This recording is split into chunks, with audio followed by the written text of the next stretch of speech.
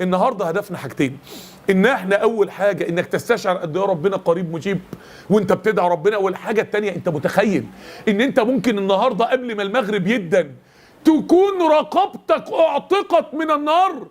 انت متخيل ده؟ انت عارف يعني ايه عتق الرقبه من النار؟ يا جماعه احنا عندنا ذنوب قسما بالله لو اتسالنا عنها هنروح في 60 مصيبه.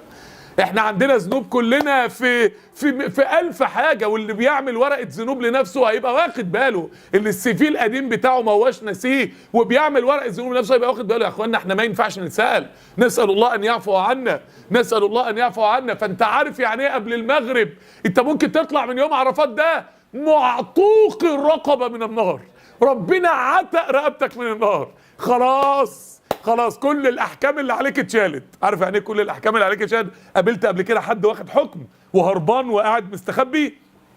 تأكيد قابلنا كتير واحد عليه شيك واتحكم عليه ومش عارف يعمل ايه يعني ده حاجه موجوده في المجتمع كتير جدا. شفتوا بيبقى استخبي ازاي، مفزوع ازاي، مرعوب ازاي، مش عارف يروح فين ولا يجي منين، لحد ما يجي معاه بالاستئناف عشان يتحكم له عشان يعمل كذا، ولا واحد واخد حكم مثلا بمبلغ كبير، ولا اخوانا الاحكام اللي عليك كلها تتشال.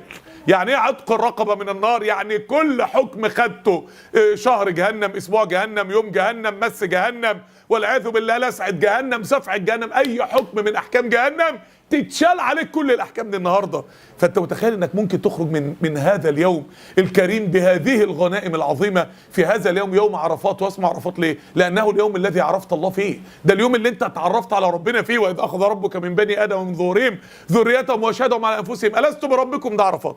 الله لم يجمع البشريه جمعاء الا مرتين، لم يجمع الفراعنه مع امريكا الشماليه الوقتي، مع الانسان الحجري، مع العصور الوسطى، مع جميع اللغات وجميع الاديان، مع العثمانيين والعباسيين والامويين، مع بتوع الشعر الجاهلي، مع انسان الغابه زمان، مع الله لم يجمع كل دول الا مرتين. مره يوم عرفه، يوم اعطانا الله اعظم نعمه في الوجود وهي نعمه الفطره اللي هي الست بربكم، والمره الثانيه يوم القيامه اللي هي النص الثاني من الايه، ان تقولوا يوم القيامه انا كنا عن هذا غافلين. يعني الايه جابت اكبر تجمعين في تاريخ البشريه، تجمع يوم ان وهب الله لنا الفطره، والتجمع الثاني اللي هو يوم القيامه اللي هو ربنا يسالك عن الفطره وستبلى السرائر وتشاف فطرتك سليمه ولا لا. فربنا جعل لك يوم في السنه تجدد فطرتك فيه وتجلي فطرتك فيه، وهو يوم عرفه